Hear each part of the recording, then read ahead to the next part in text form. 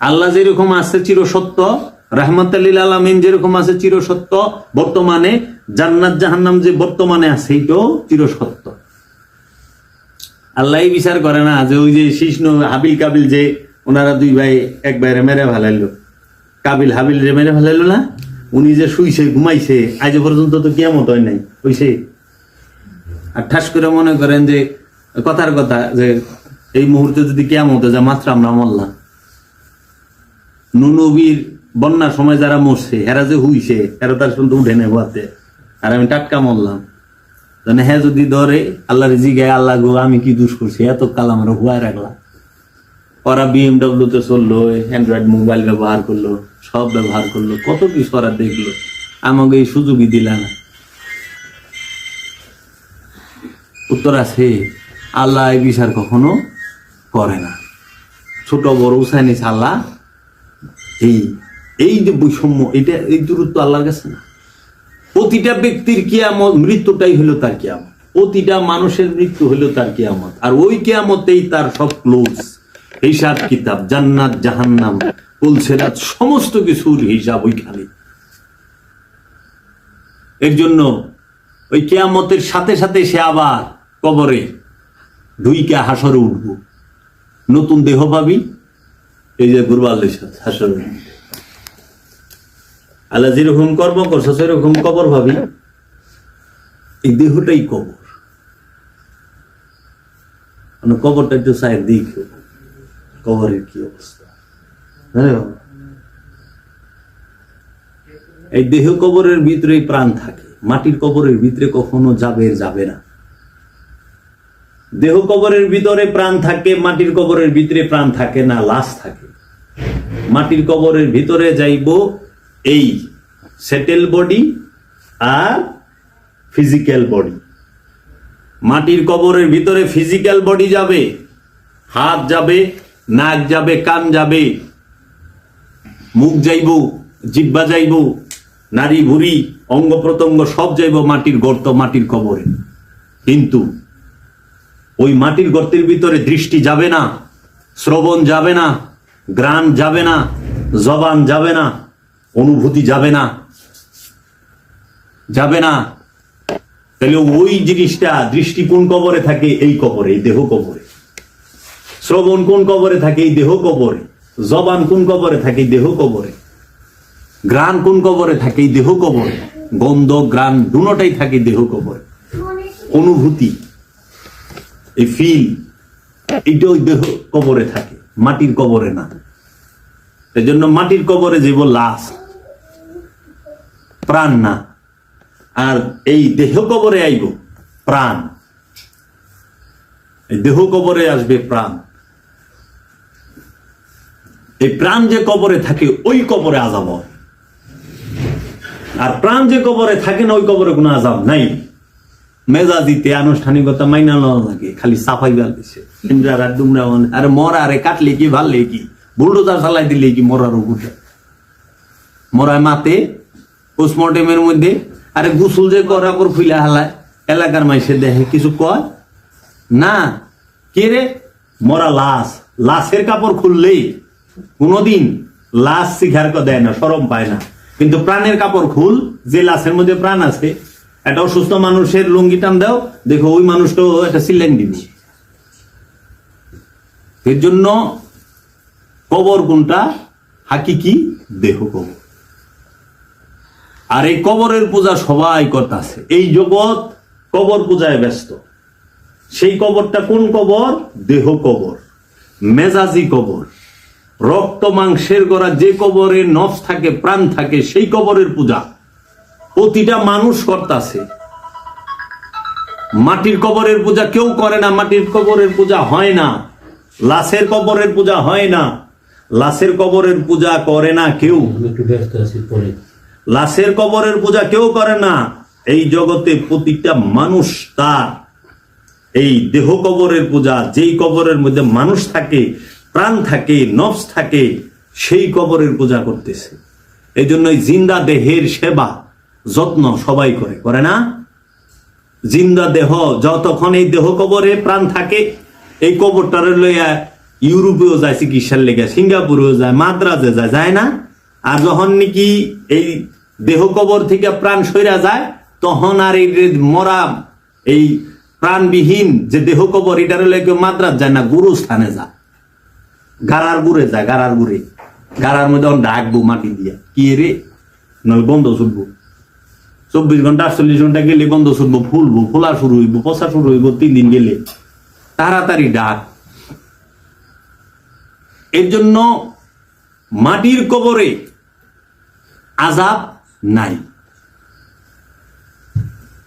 মাটির কবরে কোনো আযাব নাই। আযাব আছে প্রাণ যে কবরে থাকে, দেহ কবরে। এর জন্য দেহ কবরের পূজা সবাই করে। এই দেহের জন্য ভালো ভালো খাবার মানুষ খায়, দেহকে সুন্দর রাখার জন্য, এই স্কিনটা যেন ভালো থাকে, ফ্রেশ থাকে। ভিটামিন সি যুক্ত খাবার যা আছে একদম ভিটামিন সব বাইসা বাইসা। আবার কি খাইলে ভালো থাকুম, পুষ্টিবিদের কাছে যায়, পুষ্টিবিদের কাছে যায়, কিংবা যারা জিম করে, বডি বিল্ডার, তাদের কাছে যায়, লাখ লাখ টাকা দেয় থাকো যে আমার বডিটারে সুন্দর বানায় দেন, কেমনে ব্যায়াম করলে কোন হান্দা মাসাল টাসাল বেরিয়ে। দেহের কবর, লক্ষ টাকার খাট বানান দেহ কবরের পূজার লেগে, দেহ কবরটার আরাম দেওয়ানের লেগে। আবার ওই খাটেই যখন দেহের থেকে প্রাণটা বাইরে যায়, এই মরা দেহটারে রাখবার দেয় না। এত কোটি কোটি টাকা দিয়া বাড়ি বানায়, এত সুন্দর করে ইউরোপ আমেরিকার থেকে টাইলস এনে বাড়ি বানাইছে, যখনই দেহ কবর থেকে প্রাণটা বাইরেছে আর ডুববার দেয় না। ওই যে ফ্রিজে গাড়ি আছে না, লাশবাহী গাড়ি, ওটার মধ্যে রাখে, ওন থেকে দেখে ভ্যা ভ্যা করে ঘরে শিখে পারে, একটু ঘরে আনো না, কে রে ডরায় যদি আবার রাইতে বেলা মোরা বেটায় যাইতে ধরে। হ্যাঁ, আমাকে এনে গেলো বাপে মেয়ে মায় মেয়ে হাই রে ভেবে বেলিছে, তো গোসল করে রাইতে বেলা মরছে 9টার দিকে, তো 10টার মধ্যে গোসল কমপ্লিট। কারণ সারাটা রাইট কি থাকবো না, বৃষ্টি বুষ্টি হইতেছে বাইরে। তখন কইছে কি গোসল দিয়া ঘরের ভিতরে রেখে দে, সকালে তো জানা যায়। সকালে যে মেয়া বেশি ভেবাইবার লইছে, বাপের প্রেমে শিকার বারবার লইছে, আর বউ তো হ্যাঁ না আমরা ডুববার দিব না, কে ডুববার দিবে না? কি সে 2 গ্রুপ খারাই গেল, কোন হাদিসে মানা আছে, কোন কিতাবে দলিল আছে, তর্ক করে আমি খারাপ বেশি। লাস্টে আমি কইলাম বাবা হাদিসও না কিতাবেও না, এটা হলো হ্যাঁ ডরে ডুববার দিব না, শিকার বারবার লেছে গেলে। কিন্তু যখনই কইছে একটু ভিতরে রাখো, রাইতে দিব না, ঘরে ডুববার দিব না। সারা জীবন এই দেহ কবরের পূজা কইরা এই দেহটার আরামে রাখনের লেগে এত সুন্দর ঘর বানাইছেন, এই ঘরে খালি দেহেতে প্রাণটা সরছে, এটা রাখবার দেয় না, দিব না। তাহলে এই কবর পূজা করে কি লাভ হইল? এসি লাগাইছেন দেহের পূজার লেগে, দেহকে আরাম দেওয়ানের লেগে, খাট বানাইছেন দেহকে আরাম দেওয়ানের লেগে, হাই কমোড লাগাইছেন দেহের আরাম দেওয়ানের লেগে, টাইলস টুল যা লাগাইছেন সব দেহকে কেন্দ্র করিয়া, সুনু পাউডার জাম লাগান শরীরের মধ্যে সব দেহকে কেন্দ্র করিয়া, দামি দামি সাবান ঘষেন দেহকে কেন্দ্র করিয়া, লোশন মারেন দেহকে কেন্দ্র করিয়া, দামি দামি পোশাক পরেন দেহটা সুন্দর দেখা যাইব দেহের লেগে। দেহ ছাড়া এক মুহূর্ত জীবনে চিন্তা করছেন? কবর পূজা ছাড়া এক মুহূর্তে খোদার পূজা করছেন কেউ? বলেন। যে যারা ধনী আছেন, যারা জ্ঞানী আছেন, কবর পূজা ছাড়া খোদার পূজা কতক্ষণ করছে? মানুষ 24 ঘন্টার মধ্যে 24 ঘন্টায় কবর পূজার মধ্যে ব্যস্ত থাকে, একমাত্র মুসল্লি ব্যতীত। মুসল্লি কবর পূজা বাদ দিয়া সে রবের পূজা করে। এর জন্য মুসল্লি বেশিরভাগ তাদের দাড়ি মুছে ঠিক থাকে না, চুলে ঠিক থাকে না, উস্কো খুস্কো থাকে, তারা মোটা কাপড় পইরা থাকে, তারা রাস্তাঘাটে গাছের তলা হইয়া থাকে, তাদের কোনোই নাই, তারা খোদার প্রেমে মশগুল হইয়া রয়েছে, দেহের পূজা তাহারা নাই। যদি দেহের আরাম চায়, যে ঘুমাইতেছে জুমিয়ে আইতেছে, তখন কি করে? ওই যে দেখেন বাবা বাহার শাহ সে এবং বাবা করিম মস্তান দুইজনই এক ডাইন পাশে রাখতো কম্বল, আর বাম পাশে রাখতো ঠিলা ভরা পানি। শীতের দিনে কম্বলটা গায়ে দিয়ে পুরা পানির ঠিলাটা মাথায় ঢেলে দিত, ঠিলার পানিটি মাথায় ঢেলে দিত, কম্বল ভিজে সারা রাত শীতের মধ্যে আয়তরে আরাম দিই। কারণ দেহ আরাম চায়, নফস ভোগের উপরে ভোগ চায়, নফস ভোগ দেখতে চায়, নফস ভোগী, নফস সব সময় ভোগের উপরে ভোগ চায়, আরাম চায়, রাত তোরা আরাম দিই। বুঝছেন? সারা জীবন কবর পূজারীরা এই আল্লাহর ওলি গো দুর্নাম করলো, এই আল্লাহর ওলি গো বিরোধিতা করলো, ও বুঝতেই পারলো না যে তাহারা যে রবের পূজারী।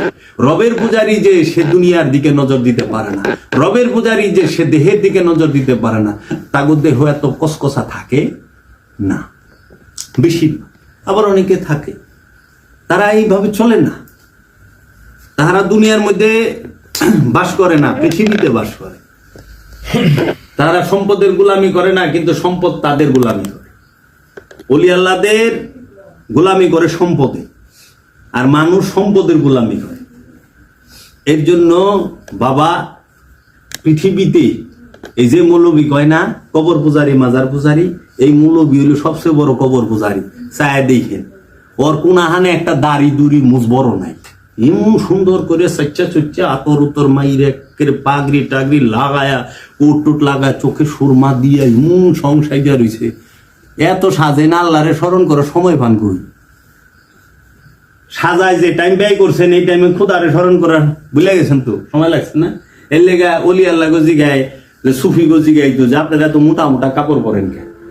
তখন পাতলা কাপড় পরা পারেন না, টরে কাপড়ের পাঞ্জাবি, পাতলা সাদা পাঞ্জাবি পরবেন টরে কাপড়ে। তখন সুফিরা উত্তর দেয়, কারণ যত সময় কাপড় ধুইতে আর ইস্ত্রি করতে সময় ব্যয় করুম, অতক্ষণ আল্লাহর জিকির করুম, দায়ামি সালাত করুম। এর লেগা মোটা কাপড় পিন্ধা থাকি, 3 মাস 4 মাস পরে একদিন দর, বাস কাম শেষ, বুঝছাস? এর লেগা সুফিরা সুফি সবসময় মোটা পোশাক পরে, কারণ পাতলা পোশাক গোছাই যাবো, পাতলা পোশাক ময়লা হইব তাড়াতাড়ি, পাতলা পোশাক দিয়ে গামে ভিজবো, অনেক প্যারা আছে। এর লেগা স্বচ্ছতা কম থাকে, বুঝছাস? কেমনি কবি তো কবর পূজারি সবাই। এই জগতে রবের পূজারি পাওয়া বড় মুশকিল, আর মানুষ কবরের পূজাটাই সবচেয়ে বেশি করে, সবচেয়ে বেশি করে। সুন্দর একটা বিয়া করব, বউ সুন্দর আনবো, উটার পূজাও শুরু করে দিব।